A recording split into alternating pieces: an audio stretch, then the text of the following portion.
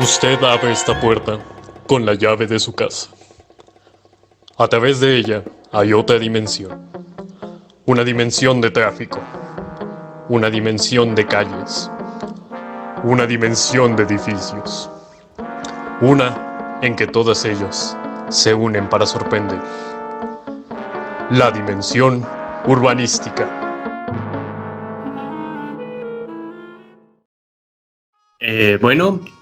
Sean bienvenidos a un nuevo apartado en el que discutiremos sobre la ciudad de Brasilia, que es esta capital de la Federación de Brasil. Y bueno, aquí estoy yo, su servidor, José Omar Vicencio Hernández, y aquí mi compañero, si gustas presentarte, por favor.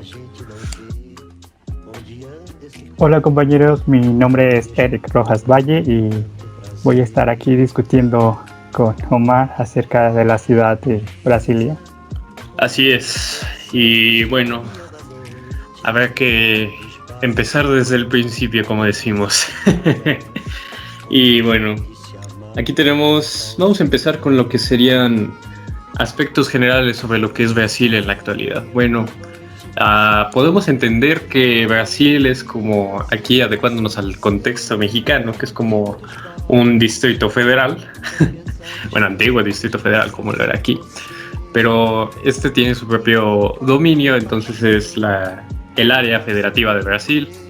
¿En qué más podemos hablar? Es un lugar que pues, prácticamente surgió de la nada, como una ciudad planificada, y que es al interior de Brasil, casi, por eso le dicen que es el mero corazón, el corazón de Brasil, de donde surge todo este poder ejecutivo, administrativo y judicial, legal.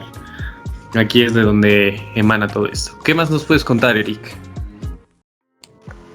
Pues de hecho, el 21 de abril cumple 61 años, así que pues ya lleva tiempo la ciudad.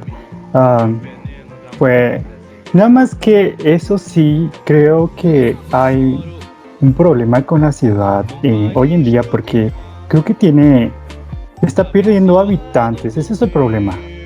Sí, esto pues es algo que se ha estado remarcando entre las grandes metrópolis del mundo, que empieza a haber un desplazamiento sobre los habitantes. ¿Por qué? Bueno, pues más que nada podemos hablar de que Brasilia es una ciudad que ya se extendió de sus límites previstos anteriormente. Hablamos de una ciudad superpoblada, con grandes áreas de puro concreto, vómito de concreto, diría yo. Porque sí es algo terrible, como más o menos lo que está pasando en el área metropolitana de la Ciudad de México. Pero dejando eso de lado, es preciso que hablemos sobre sus orígenes, y para esto hay que empezar por el contexto político. Eric, ¿qué nos puedes contar? Pues en sus inicios, antes de que se construyera Brasilia, la capital se encontraba en Río de Janeiro, que estaba en las costas. Sí, así es. En las costas era esta capital, Río de Janeiro, que, bueno, es una de las ciudades más emblemáticas de Brasil.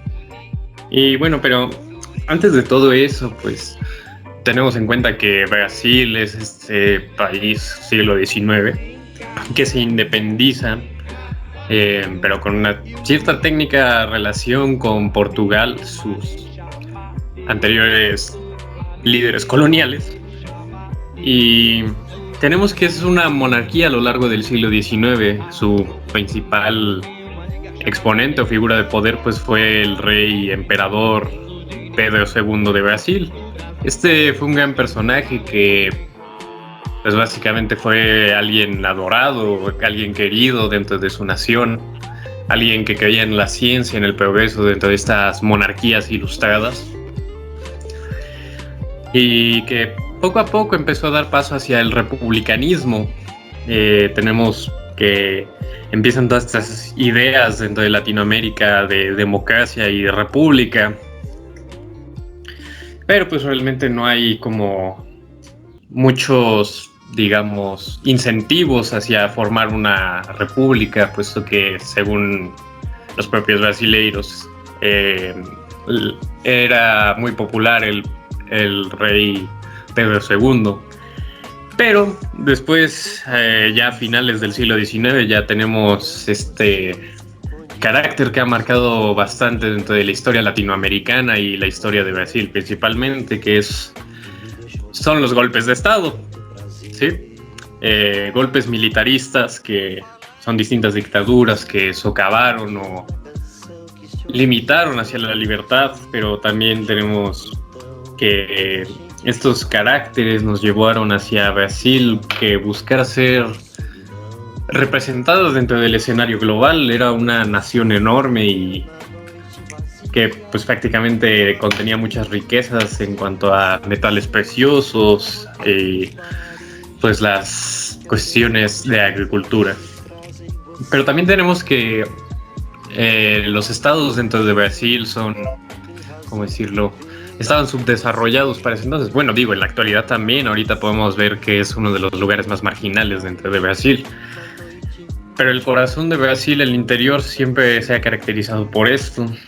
Entonces, ya remontándonos ya al siglo XX, que pues prácticamente se quiere empezar por una nueva capital, que cambiar Río de Janeiro. Entonces, este presidente, Juscelino Kubitschek, un apellido un poco raro, que tiene este carácter socialista y comunista sobre un nuevo Brasil alejado de la corrupción, entonces un enfoque hacia el pueblo. Y pues es cuando lanza esta convocatoria a desarrollar el Plan de Brasil, que bueno, posteriormente lo iremos platicando. Ya ahí cubrimos un tanto el aspecto político y social. No sé si nos puedes aportar, Eric, algo respecto hacia algún contexto económico de cómo estaba Brasil. Cuéntanos. Ok, bueno, permíteme, te sigo comentando sobre el contexto político que pretendía el presidente Juscelino. Bueno, lo que él quería era eliminar eso de las clases sociales, que en su ciudad estuviera muy equilibrado eso, y eliminar las clases sociales, porque él estaba en desacuerdo pues en eso, y pues por eso, pues como tú lo comentaste, organizó asamblea por donde Convocatoria. Exacto, esa es la convocatoria para ideas de ciudades en donde todos tuvieran una inclusión. Sí, eso mismo se complementa con el carácter socialista de su gobierno.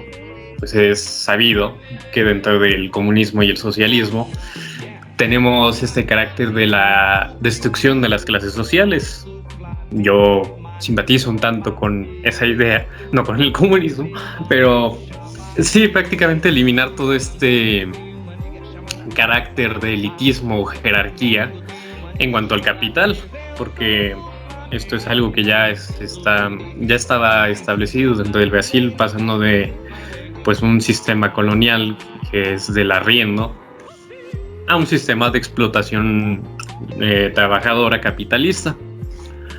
Entonces, pues también tenemos que Brasil se desarrolló enormemente debido a sus recursos naturales, que unos dicen que es una condena, otros que es una bendición, pero eso ya queda a criterio de cada quien. Pero actualmente también Brasil hoy es parte del escenario mundial, tanto por su poder militar como por su poder económico. Pero sí, siempre se mantuvo en una constante el desarrollo de Brasil. Siempre pues, se ha podido valer de sus propios recursos y su desarrollo empresarial. Entonces eso, pues ya cubrimos la parte económica. Muy bien, y ahora pues hablaríamos sobre el origen del plan de Brasilia.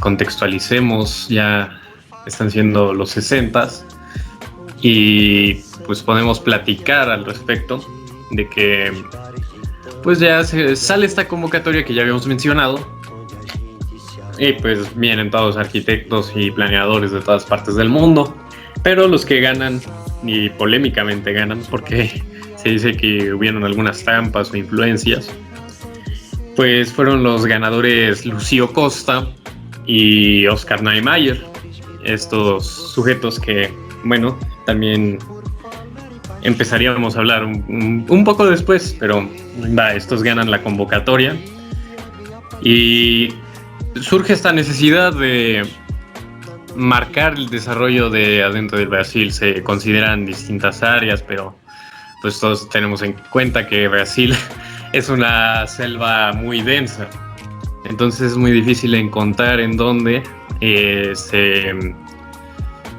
se planteó en distintos lugares, incluso en Minas Gerais, pero al fin dieron con un lugar idóneo para empezar a desarrollar esto, que era una sabana pues, prácticamente plana, más o menos plana, entonces ese lugar se prestaba mucho y ahí es cuando empieza a desarrollar este plan inspirado dentro de las ideas del funcionalismo, del modernismo, del estilo internacional. Todos puede hablarse como sinónimos, pero también mencionamos sobre los aspectos de cómo esto pues ya era algo que estaba dominando pues las ciudades del mundo e incluso de Latinoamérica, porque dentro de Latinoamérica tenemos ciudades como Ciudad de México o Guatemala que empezaban a adoptar estas ideas del modernismo, de estos principios que también nos hablaba la Carta de Atenas, como por ejemplo la arquitectura que se estaba empezando a realizar dentro de Ciudad de México, que marcó también hacia la búsqueda de un reconocimiento global, incluso de estar a la vanguardia del modernismo europeo que empezaba a dominar todo esto.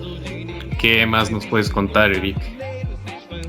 Pues otra estrategia que se buscaba y por eso les dieron como que esa partecita por eso los eligieron a ellos, era que su plan estaba centrado porque más que nada era en temas militares, que buscaba que pues la ciudad estuviera en el centro, protegida de futuros ataques. Sí, así es. También pues bueno, podemos destacar la Guerra del Pacífico que ocurrió pues, en el siglo XIX, pero que sí costó bastantes aspectos de infraestructura en cuanto a los daños de Río de Janeiro por las distintas armadas, principalmente la chilena, me parece. Pero aquí podemos hablar de que sí es un sector estratégico, puesto que de Río de Janeiro hasta Brasilia, pues sí es una enorme extensión de kilómetros sobre los que se abarca. Pero de ahí más o menos pues podemos hablar sobre lo que inspira este origen del plan, ¿no? Por ejemplo, de la Carta de Atenas. Bueno, también rescatando a lo que Le Corbusier había planteado con sus puntos de la arquitectura, que pues principalmente podemos observar dentro de la arquitectura y la ideación del plan, que son el uso de pilotis, donde se usa todo esto, este aspecto de la planta baja, que es aprovechada para crear todos estos jardines y estos edificios que son densos, y también buscando una geometría, también un racionalismo sobre el espacio.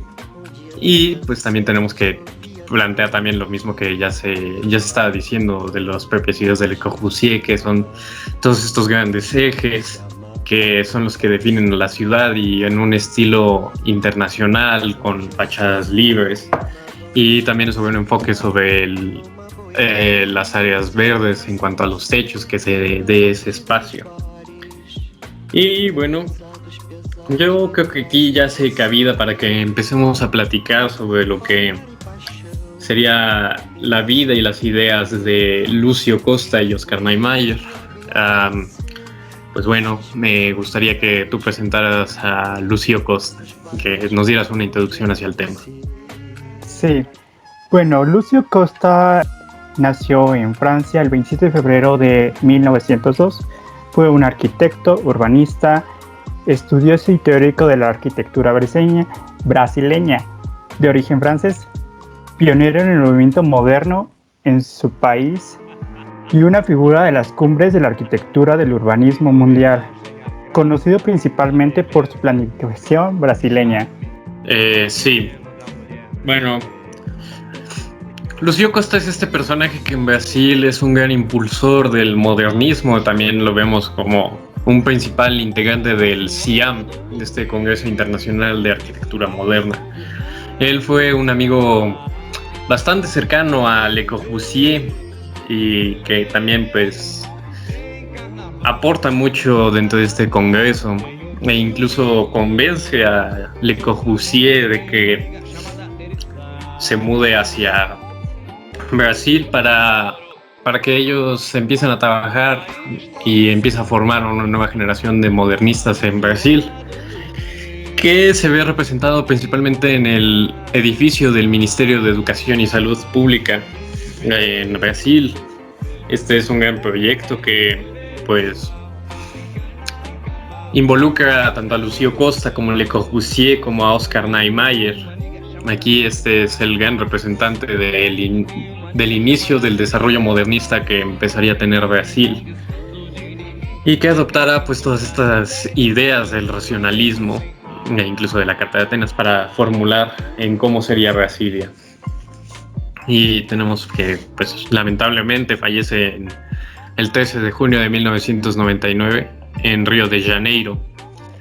Sí, él pues se caracterizó mucho por empezar a desarrollar todas estas ideas e incluso traer todas estas nuevas corrientes europeas hacia Brasil, porque es lo que él lo inspiraba, esta belleza modernista que él encontraba, porque dice que es apreciativa dentro de una entrevista, que eso es más que nada lo que marca dentro de sus inspiraciones hacia el desarrollo de este tipo de proyectos.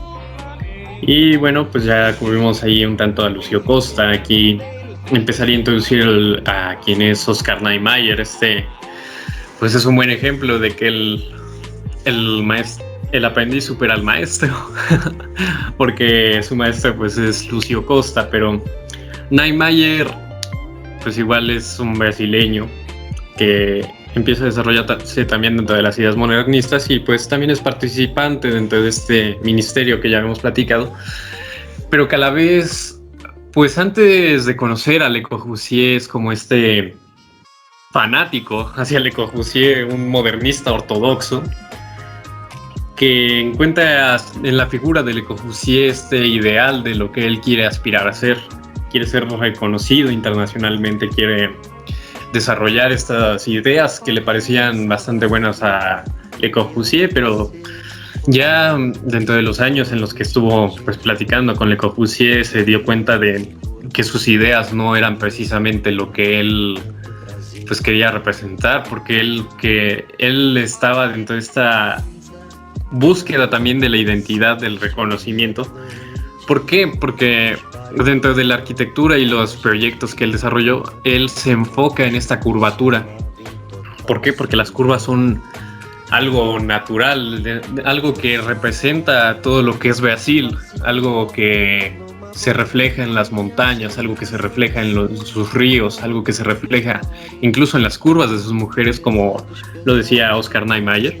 Él se inspiraba mucho dentro de la figura femenina. ¿Por qué? Porque es esta sensualidad que Brasil transmite hacia el mundo, esta sensualidad que las mujeres emanan dentro de las propias formas que tiene sobre sus cuerpos. Entonces esto también es algo que inspira dentro de las obras de Oscar Niemeyer. Le podemos dar que en este ministerio le daba su propio toque, estas curvaturas e incluso este aspecto de mezclar lo tradicional con estos aspectos modernos, porque se ve muy estéril este modernismo europeo, no aporta mucho según él, y empieza a desarrollar su propio estilo y se puede decir que es de los pioneros que empezaron a rechazar un tanto esta idea del universalismo dentro del modernismo. esta idea de que todos los edificios en la Tierra pues prácticamente se tienen que ver iguales, pero no, él empieza a adaptar, él empieza a dar este aspecto único dentro de lo que son sus obras, e incluso desde Brasilia tenemos estas curvaturas, estas curvas que evocan a este sentido. Incluso él desarrolla varios edificios dentro de Brasilia, que son esta catedral impresionante, con distintivas curvas. Incluso ¿cómo se llama? El edificio del Parlamento, me parece el Congreso. Igual evoca todo esto, tiene toda esta inspiración que empieza a dar un enaltecimiento hacia la identidad que tiene Brasil sobre el aspecto del mundo.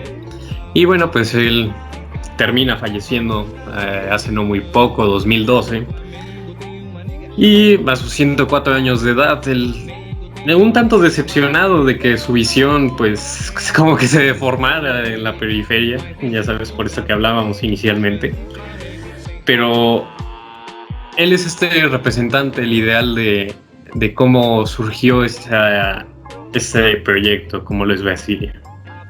Y bueno, yo creo que ya cubriendo estos aspectos sobre cómo surge o con qué ideas son construida esta ciudad. Y bueno, ya me extendí bastante. Entonces, podemos empezar a describir a Brasilia, porque pues llevamos hablando de Brasilia, bla, bla, bla, bla, bla, pero no hemos hablado realmente de cuál es la forma de Brasilia. Así que, Eric, ¿podrías contarnos? Ok, mira, a ver, para la primera idea que se tuvo de Brasilia fue que fuera simple pero innovador. Y pues creo que se logró. Pues su desarrollo empezó el 23 de octubre de 1956 con el plano piloto, que hacía referencia a como lo hemos mencionado, un terreno ligeramente plano, bueno, para su arquitectura.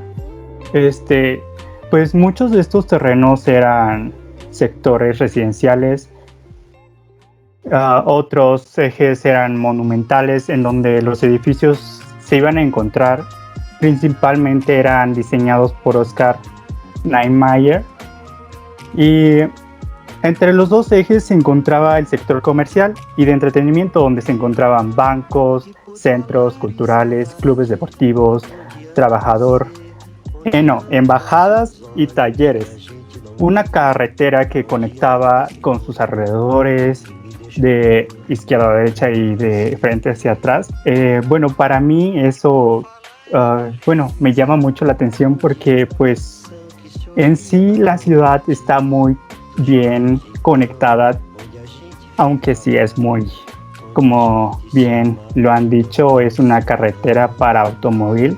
Es una ciudad sí muy grande, muy extensa, y creo que pues favoreció a Brasilia porque pues ya tuvo un enfoque moderno para su época, y pues la forma que tomó es la forma en la que algunos lo ven es en un avión listo para el vuelo. Sí, esta parte que mencionas del avión, pues es lo que estuviste hablando sobre los ejes. ¿Por qué? Porque tenemos que son dos ejes que evocan hacia la figura de un avión que despega hacia el futuro, un avión que da la esperanza, que da la dirección en la que se mueve Brasil. Que, bueno, tenemos que es la parte de la cabina, la parte que sería la cabina, es donde están todos estos edificios monumentales, estos edificios enormes, que sería la parte donde es la sede del gobierno, la sede de los poderes, desde donde se rigen todas las normas desde el Brasil. Son los pilotos, por eso es el plan piloto de Brasilia.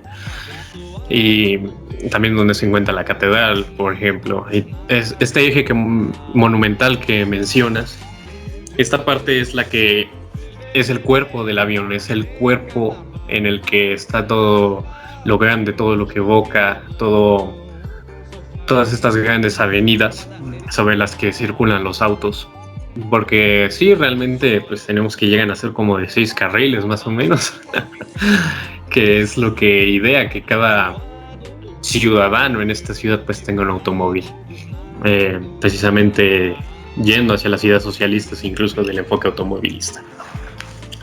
Y esta parte que son las alas, es donde son las áreas residenciales que tenemos, que son supermanzanas. Estas supermanzanas son edificios altamente densos que tienen igual jardines en su interior, tienen los servicios a sus costados, que son supermanzanas de, me parece, 700 por 200, y esto favorece en el que sea una ciudad densamente poblada, algo que pueda cubrir la vivienda hacia todos los trabajadores, hacia todos los que vivan en esta ciudad sin una distinción. Entonces, pues también igual tenemos que estar rodeada por todas estas carreteras, porque las carreteras son lo que en esta ciudad delimita en qué zona pueden estar, porque uno de los principios que están reflejados en la Carta de Atenas es que no puedes tener grandes, digamos, grandes vialidades y los edificios anexos. No, estos edificios pues están centrados, están alejados de estas grandes autopistas y obviamente pues sí tienen sus conexiones, pero o sea, no son todas estas grandes avenidas como, pues, por ejemplo, lo manejamos en Ciudad de México, por ejemplo. Entonces, aquí donde es la conexión de las alas con el cuerpo del avión es donde se desarrolla este centro comercial, este centro donde está todos estos servicios, pues digamos, de oficinas, de trabajo, esto, donde se compra, pues para cumplir todas estas necesidades de los trabajadores, igual el ocio que se encuentra en todo esto. Y esto es pues, prácticamente de lo que hablamos como idea principal sobre lo que es Brasilia. Entonces, pues ya tenemos que Brasilia está constituida y se empieza a poblar. Ahorita pues decimos que es una ciudad de 3 millones de habitantes, que es un representante, incluso un atractor de turismo, pero que como pues desde los 60 no estuvo previsto ni siquiera cómo se va a delimitar la ciudad, no hubo un plan hacia desarrollo hacia el futuro, pues entonces empezó lo que conocemos como la anarquía urbana, que es toda esta mancha de cemento que empieza a crecer por todas partes, que lo consume todo y que nos lleva a una pérdida de lo que es el sentido original de la ciudad. Y bueno, no sé, Eric, ¿qué nos puedes aportar un poco ya sobre lo que es Brasilia ya terminada, por ejemplo? Pues yo creo que le hace falta un poco más de historia a la ciudad. No sé, bueno, es lo que siento de mi parte, porque fue una ciudad planeada, tiene todo, pero siento que le hace falta historia para como que quieras quedarte ahí y vivir para siempre, por así decirlo. Yo siento que le falta historia. Sí, eso es lo que pienso sobre Brasilia. ¿Con historia te refieres hacia la identidad o en qué sentido? Sí, exacto, a la identidad, que pues es porque en esa parte de Brasilia pues nació de la nada y pues muchas de las grandes ciudades tuvieron historia, bueno, antecedentes, esa identidad que las fue identificando hacia lo que son hoy en día. Sí, estoy de acuerdo un tanto en esa parte, pero como pues en días recientes leyendo también sobre las ideas de Lewis Mumford, sociólogo y urbanista, que el racionalismo, este modelo internacional sobre la arquitectura, algo universal, pues estaba mal porque no evoca hacia una identidad, no hace nada, no evoca nada, es una perdición, porque si no tenemos una identidad, entonces tenemos la propia destrucción de la identidad y la cultura de la ciudad, porque eso es algo que necesitamos principalmente como los humanos, que es el desarrollo de la cultura, un desarrollo único de nuestra visión, nuestra cosmovisión sobre el universo, sobre nuestro espacio, sobre nuestra sociedad, sobre nuestras normas. Entonces, este es un gran aspecto al que pues se le criticaría un tanto a Brasilia, porque esto es lo que ha dado paso a que sea una anarquía urbana en sus inmediaciones. No hay unas delimitaciones verdes, no hay espacios públicos, no hay... O sea, espacios públicos sí, pero no hay espacios públicos sobre los que la gente conviviese, donde la gente se desarrollase, no. Y aparte, pues ya nos estamos aproximando también a este enfoque climático, porque que cada quien tenga un vehículo congestiona las avenidas, congestiona la ciudad y también contamina bastante. No da una buena calidad de vida tener espacios contaminados, no da una buena calidad de vida no tener espacios públicos, porque esta ciudad no se pensó para la gente, esta ciudad no se pensó para el ciudadano, esta ciudad se pensó para el automóvil. Entonces hay que encontrar ese aspecto de retomar los espacios públicos, de retomar estas ideas que nos lleven hacia un porvenir mejor, algo que mejore nuestra calidad de vida, algo sobre lo que los ciudadanos tengamos el carácter y obligación, e incluso la convicción de cuidar nuestro medio, de aportar a este medio, formar parte de este organismo que llamamos ciudad. Porque eso es la ciudad, es un organismo que lo conformamos todos nosotros con estas acciones, y no solo también con la arquitectura, sino con nuestras propias relaciones sociales humanas. Entonces, este es un aspecto sobre el que yo criticaría, o más bien haría hincapié dentro de Brasilia. Y bueno, no teniendo nada más que agregar, damos por concluido este tema, y un agradecimiento por quienes vean este video. Así que muchas gracias, y bueno, Eric, igual una despedida. Gracias. Gracias, compañeros, amigos, por los que nos escuchan. Gracias por escucharnos y nos vemos en la próxima.